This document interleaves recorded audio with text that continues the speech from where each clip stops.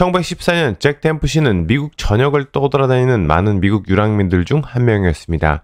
그는 화물열차에 몸을 싣고 돌아다니다가 일거리나 싸움이 있는 곳이면 어디든 뛰어내렸습니다. 그는 떠돌이였습니다. 방랑벽이 있는 무리들, 특히 20세기 초 먹을 것과 쉴 곳을 찾아 떠돌던 사람들을 호보라고 불렀는데 그들의 이동 수단은 화물열차였죠. 그리고 술집이 잭 댐프시의 링이었죠. 10대 초반에 집을 나온 잭 댐프시는 일거리를 찾아 로키 산맥의 광산과 벌목장 같은 곳을 전전했고 설리반처럼 그 또한 자기가 누구보다 잘할 수 있는 부분이 싸움이라는 걸 알고 있었습니다. 하지만 댐프시는 더 큰 꿈이 있었습니다. 19살이 되던 해 그는 프로복서가 되는 꿈을 안고 서부로 떠나 뉴욕에 도착합니다. 1916년 뉴욕으로 온 댐프시는 아는 사람이 아무도 없었기 때문에 자기가 로키 산맥의 헤비급 챔피언이라며 떠벌리고 다녔죠.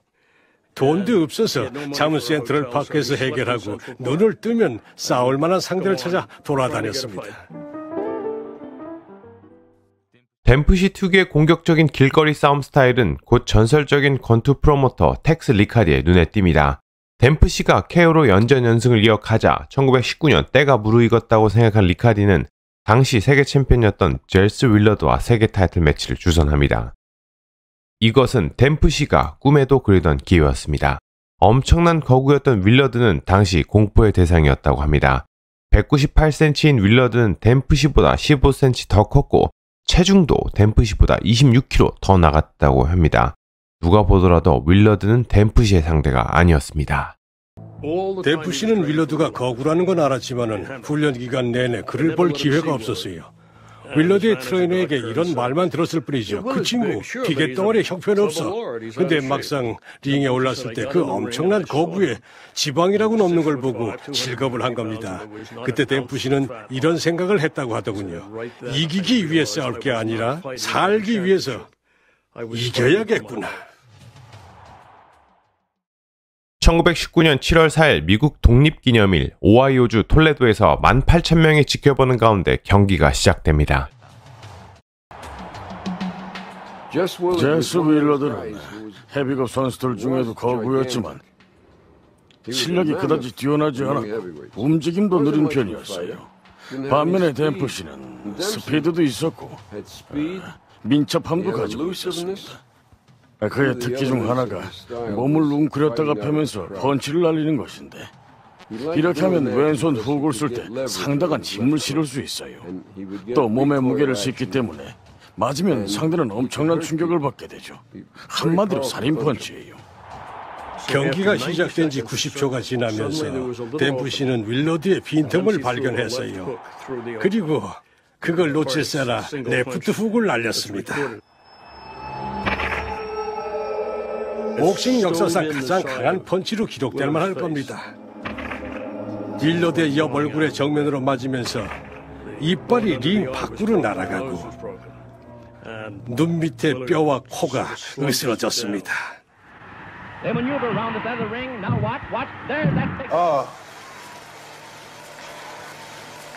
In the case we have here, Jack Dempsey is a very, very vicious man. And as you see, he fights like someone having eaten for 5 days. There's that pass again, and Willard's on the floor for the second time. You must understand, this was a young Dempsey. He was wild. He's 24 years old. Everything's explosive. He's tight. He's ready to go. And look at him now. It's just unbelievable what he's doing. 윌러드는 1라운드에 7차례나 다운됩니다. 그렇지만 그도 내노라 하는 장사였으니 다시 일어났지요. 그럼 또 공격을 받는 거예요. 1919년 당시 복싱 규칙에는 다운됐다가 다시 일어나고 있는 선수에게 공격을 해도 반칙이 아니었다고 합니다.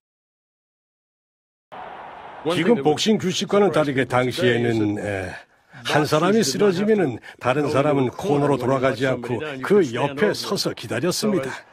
그래서 윌러드가 몸을 일으키면 댐프시의 무서운 주먹 날아들었죠. 정말 끔찍했습니다. But a right smashes into his side. Other rights crash to the head, and Willard collapses into a sitting position, dazed and helpless, after the most murderous beating a man ever took in the ring. And there's the bell. But no one hears it. Dempsey turns away. He seems doubtful, puzzled. Kearns and others rushed jubilantly into the rope square. It's all over. The quickest heavyweight knockout on record. 그러나 이것이 끝이 아니었습니다. 이겼다고 생각한 댐프시는 링을 내려와 탈의실로 향했지만 카운트가 시작되기 전에 먼저 공이 울렸기 때문에 경기는 다음 라운드가 시작됐고 그때 댐프시는 링 바깥에 있었습니다. 사람들이 정신없이 댐프시를 찾았어요. 2라운드 공이 울릴 때까지 댐프시가 링에 올라오지 않고 윌러드가 숨을 쉬고 있다면 윌러드가 이길 수도 있었죠. 다시 댐프시가 링으로 올라와 무자비한 공격을 퍼붓기 시작했습니다. 이어지는 2, 3라운드에서도 댐프시는 공격을 멈추지 않았다고 합니다. Even the spectators are beginning to flinch at the sight. This is no fight. It's a slaughter, a massacre. 댐프시는 아주 마음 놓고 때렸습니다. 상대는 움직임이 거의 없었으니까요. 3라운드가 끝나갈 무렵 링 위는 피투성이로 변했고 놀랍게도 윌러드는 그때까지 쓰러지지 않고 버텼지만 앞을 거의 볼 수 없었다고 합니다. 끊임없는 공격에 지칠 대로 지친 윌러드는 결국 코너에서 나오지 않았습니다. Now coming up for round 4, but Willard can't come out for the 4th round. His nose and cheekbone are fractured, ribs broken, half a dozen teeth knocked out, and he's hardly strength enough to rise and shake hands with his conqueror. In this most unusual of fights, an idol has been born. 설리반처럼 댐프시는 일약 영웅으로 떠오릅니다. 당시 미국에서는 매스미디어 시대가 열렸고 사람들은 영화 상영 전에 보여주는 뉴스에서 그의 경기 장면을 보기 위해 몰려듭니다. 댐프시는 국민적인 스타가 됐고 사람들은 복싱에 열광합니다.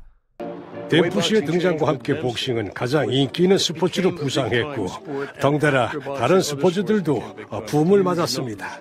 정계나 재계 인사들은 물론 보석과 모피를 몸에 휘감은 귀부인들까지도 경기장을 찾았죠. 복싱 관람이 취미가 됐고 댐프시의 인기는 배우 못지않았습니다. 댐프시는 복서에서 일약 유명인사의 반열에 오르게 됩니다. 팬들은 그의 경기를 더 보고 싶어 했지만 댐프시는 복서로서의 생활을 완전히 접고 연예계로 진출합니다. 1920년 당시 연예계란 곧 할리우드를 의미했죠. 영화라는 새로운 매체에 눈을 돌린 겁니다. 연속물까지 찍었어요. 연기는 형편없었죠.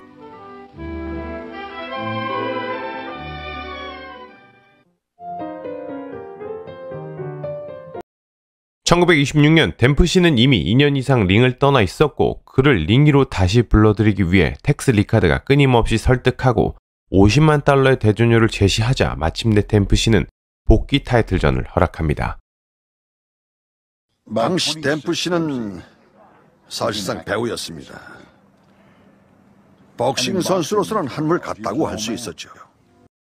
그와 대조적으로 도전자 진 튜니는 댐프시보다 3살 어렸고 대학을 졸업한 인텔리였습니다.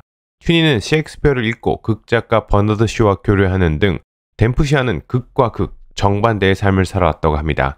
그리고 그는 조직적이고 과학적인 사고를 하는 복서였습니다. 경기는 1926년 9월 23일 필라델피아 야외 링에서 벌어집니다. 이 경기를 보기 위해 13만 명이 모여들었는데 이 경기는 단일 경기 최다 관중 기록이었습니다. 공교롭게도 경기가 시작된 지 얼마 되지 않아 비가 내리기 시작했고 곧 장대비로 바뀌었지만 경기는 계속됩니다. 댐프시와 달리 터니는 강한 펀치가 아니라 매섭게 후려치는 스타일이었어요. Dempsey's taking a pretty good beating up to now. His face is badly swollen. His right eye is cut and closed. 댐프시의 스피드와 몸 상태가 예전과 같지 않다는 건 경기 초반에 드러나고 있었습니다. 스피드에 앞선 토니는 댐프시의 강펀치를 적절히 피하면서 뛰어난 테크닉으로 철저히 아웃복싱을 펼칩니다. 경기를 보는 많은 관중들은 초조한 마음을 감출 수 없었습니다. 경기가 끝나자 미국은 곧 충격에 빠집니다.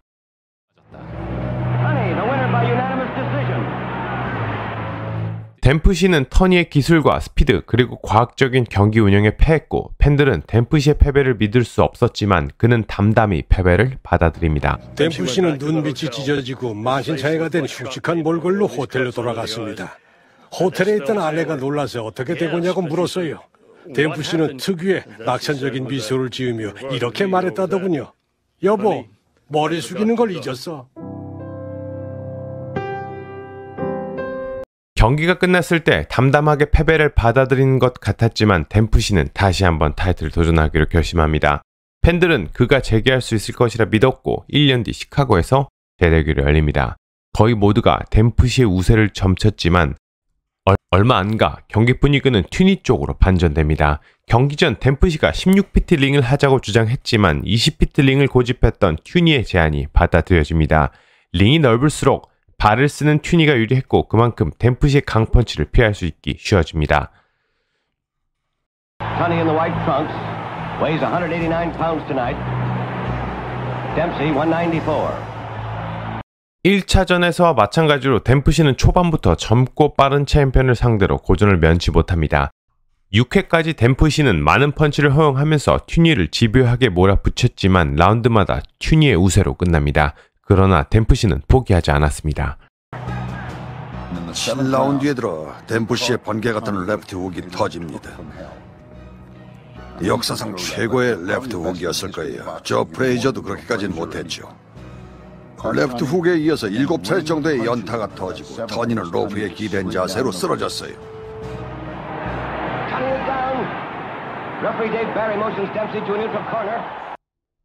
이후 벌어진 상황은 복싱 역사상 가장 큰 논란을 일으켰는데 바로 카운트 지연 의혹 사건입니다.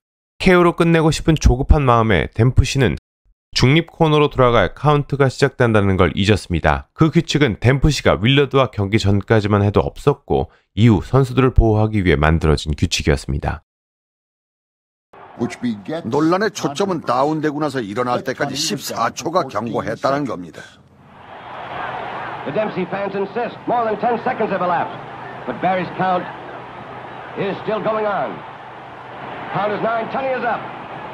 터니는 일어나자마자 뛰기 시작했습니다. 사실 그는 앞으로 뛰는 것보다 뒤로 더 빨리 뛸 수 있었어요. 그렇게 훈련을 한 거죠. 그걸 써먹기 시작한 겁니다. Dempsey's fans yelling to Jack to corner Tunney. 링을 최대한 넓게 잡고자 했던 튜니의 작전이 마침내 효과를 보기 시작합니다. 넓은 공간을 이용해 그는 댐프시와의 거리를 유지하면서 충격을 회복하기 시작합니다. 주먹을 날리다가 삐끗하면서 슬립다운 됐어요.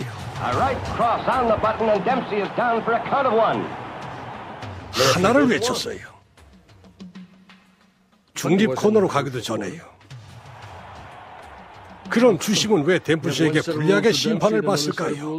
이유를 말씀드리죠. 갱단에게 매수된 겁니다. 부부 호프가 이끄는 필라델피아 갱단이라고 있었어요. 농담이 아니라 그런 갱단이 있었습니다. 그래서 그에게 매수된 심판이 터니에게 최대한 유리하게 경기 운영을 한 겁니다. 그 소문이 진실이든 아니든 댐프시는 규칙을 잘 몰랐기 때문에 이길 수 있었던 기회를 놓칩니다. 그는 7라운드에 한 차례 다운을 뺏은 걸 제외하면 튜니에게 일방적으로 밀려 점수면에서도 크게 뒤집니다.